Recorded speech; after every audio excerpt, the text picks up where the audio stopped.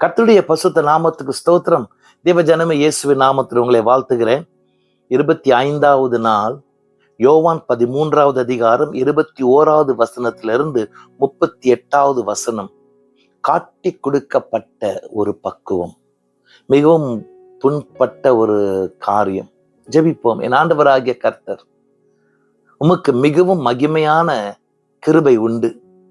எங்களுடைய ஆழமான புண்களை தொட்டு குணப்படுத்த உங்களுடைய கிருபை பெரிதாய் இருக்கிறதுனால இன்றைக்கு கூட அந்த அபிஷேகம் எங்களோடு கூட இந்த தியானத்தின் மத்தியில் வர ஜெபிக்கிறோம்.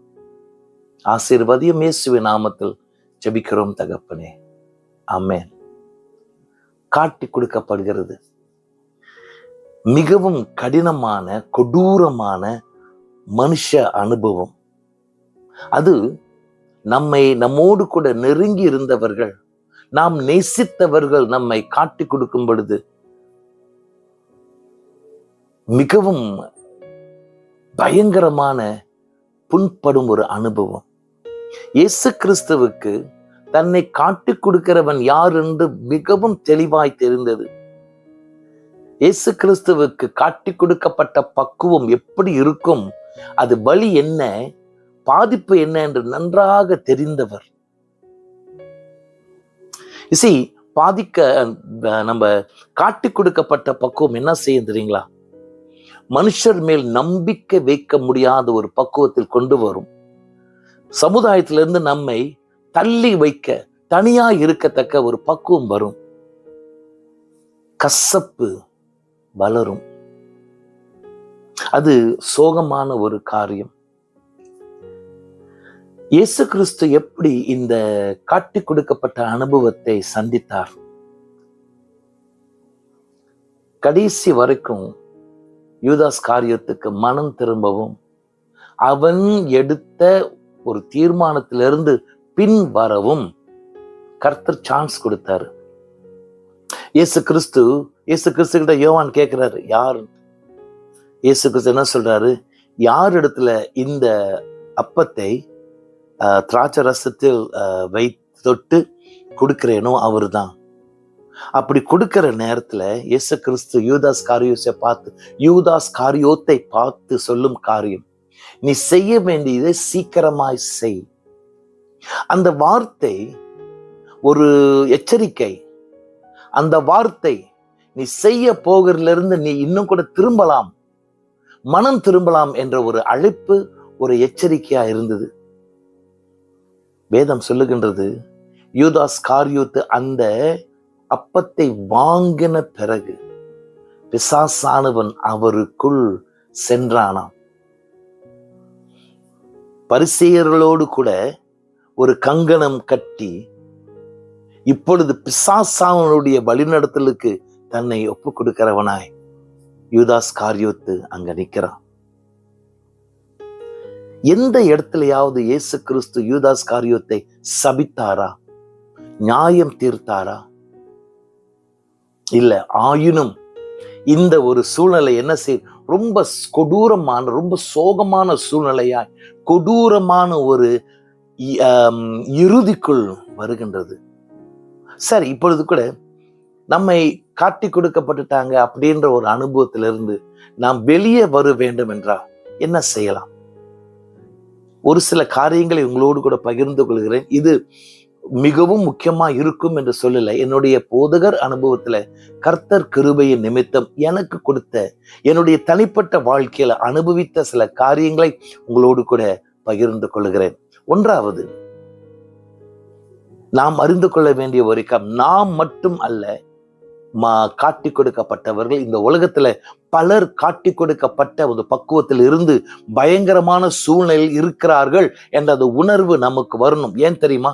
சில நேரத்தை நம்ம நினைச்சுக்கோம், நான் என்னதான் ஆண்டவர் பார்க்கிறாரு, என்னதான் பிசாசு ரொம்ப பிரச்சனை கொடுக்குறான், என்னதான் திரும்ப திரும்ப நான் தான் பாதிப்படைகிறேன்னு சொல்ற ஒரு பக்குவம் வரலாம். இல்ல, ரொம்ப பேர் இருக்காங்க. நம்பர் 1. நம்பர் 2, ஆண்டவருக்கு நன்றி செலுத்தணும். ஏன் தெரியுமா? ஆண்டவரே, நல்ல காலம் எனக்கு அந்த அனுபவம் வந்தது. ஏன் தெரியுங்களா? மற்றவங்களுக்கு வரல, ஏன் எனக்கு வந்தது? அறிந்து கொள்ள வேண்டிய ஒரு காரியம், உனக்காக கல்வாரி சிலுவையில் மரித்து உயிர்த்தெழுந்த இயேசு கிறிஸ்துவின் சுத்திகரிப்பு மட்டுமல்ல, சுகப்படுத்தும் அனுபவம் அவரோடு கூட உண்டு. ரொம்ப பேருக்கு அது இருக்காது தேவ ஜனமே. நான்காவது, ஏசியா தீர்க்கதரிசி சொல்றார், தழும்புகளா குணமானோம். இது கர்த்தர் கொடுக்கிற பெரிதான ஆசீர்வாதம். ஐந்தாவது, மிகவும் தாழ்மையோடு கூட, மிகவும் நிறைந்த நம்பிக்கையோடு கூட ஆண்டவர் இயேசு கிறிஸ்துவிடத்தில் திரும்புவோம். இது மிகவும் முக்கியமான ஒரு காரியம். ஏன்? சாதாரணமாகவே நம்முடைய நண்பர்கள்கிட்ட இதை பகிர்ந்து கொள்வோம். இவன் இப்படி செஞ்சிட்டான், இவள் இப்படி எனக்கு செஞ்சிட்டா. இல்ல நம்முடைய பியர்ஸ், நம்முடைய வயதோடு கூட இருக்கிற மக்களோடு கூட இதை சொல்லுவோம். சில நேரத்துல யாருக்கும் சொல்லாதபடி நமக்குள்ளேயே மறைத்து வைத்திருப்போம். ஆனா தெரியுமா தேவ ஜனமே, நம்முடைய நண்பர்கள் நமக்கு உதவி செய்ய முடியாது. நமக்குள்ளேயே நாம் வைத்திருந்தோம் என்றால், நான் சொன்னது போல நமக்குள்ளேயே மறைத்து வைத்திருந்தோம் என்றால் அந்த புண் கசப்பாய் மாறும். அறிந்து கொள்ள வேண்டிய ஒரு காரியம், காட்டி கொடுக்கப்பட்ட ஒரு காரியம் மிகவும் பயங்கரமானது. எல்லாரும் என்ன செய்வாங்க, யானைக்கு ஒரு காலம் என்றால் பூனைக்கு ஒரு காலம் வரும் அப்படின்ட்டு, நான் ஒரு நாள் நான் பழி வாங்குவேன். சில நேரத்துல எல்லா காட்டி கொடுக்கப்பட்ட காரியங்கள் ஒருத்தனை அரெஸ்ட் பண்ணி சாகடிக்க ஒரு பக்குவத்துக்குள் வராது.